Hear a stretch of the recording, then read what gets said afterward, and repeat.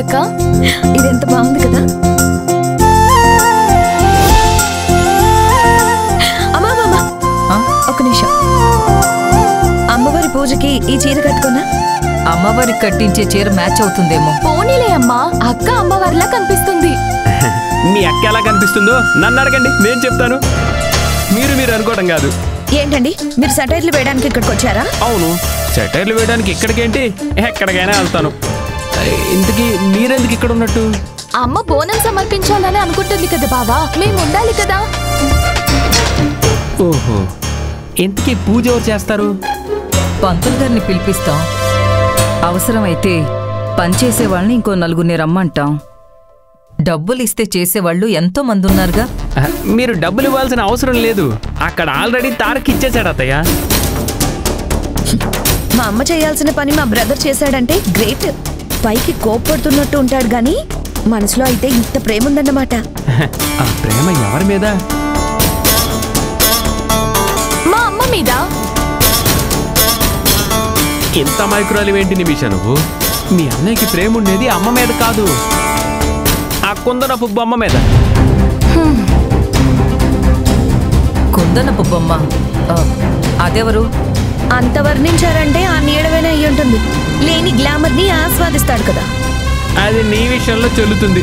ఏంటండి మా అమ్మ ముందే నన్ను తక్కువ చేసి దాన్ని ఎక్కువ చేసి మాట్లాడుతున్నారేంటి? అది కాదు కాంచన, ఆ నీలవేణే ఎక్కువ చేస్తుంది అంటున్నాను. మళ్ళీ ఏం చేస్తుంది? ఏం చెయ్యబోతుందని అడగండి. అదే చెప్పండి. అమ్మవారికి బోనం సమర్పించబోతుంది.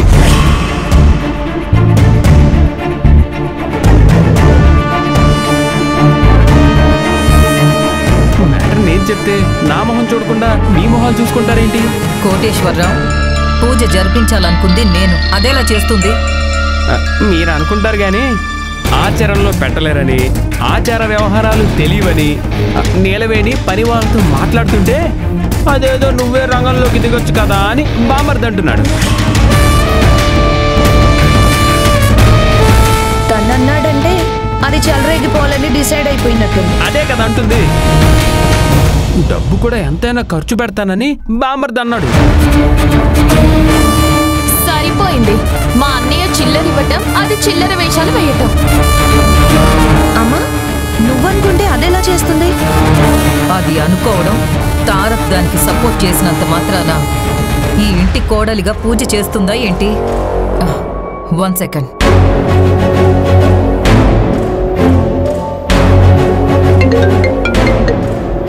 హలో ఆంటీ, ఫ్రీగా ఉన్నావా? చెప్పండి ఆంటీ, ఏదైనా పని చేసి పెట్టాలా? ఇంటికొచ్చి పూజ చేసి నైవేద్యం పెట్టాలి. నేను ఆ ఇంటి కోడలైతే పూజ చేయడం, దీపారాధన చేయడం ఆటోమేటిక్గా జరిగిపోతాయి ఆంటీ. ఇప్పుడేదో ఫోటోషూట్కి వచ్చినట్టు ఉంటుంది. నువ్వు అలా అనుకోకు. నేను అమ్మవారికి బోనం సమర్పించాలనుకున్నాను. అది నీ చేతితోనే చేయిస్తే నా కోరిక ఏంటో తెలుస్తుంది. అది తొందరగా నెరవేరుతుంది కూడా.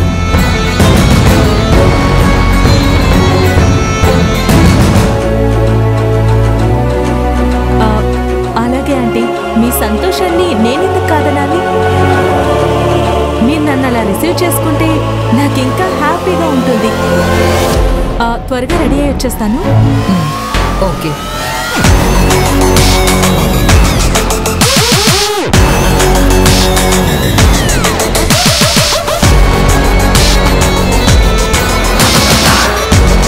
నీలవేణికి తారక్కి ఎలా చెక్ పెట్టాలో మా అమ్మకు బాగా తెలుసు.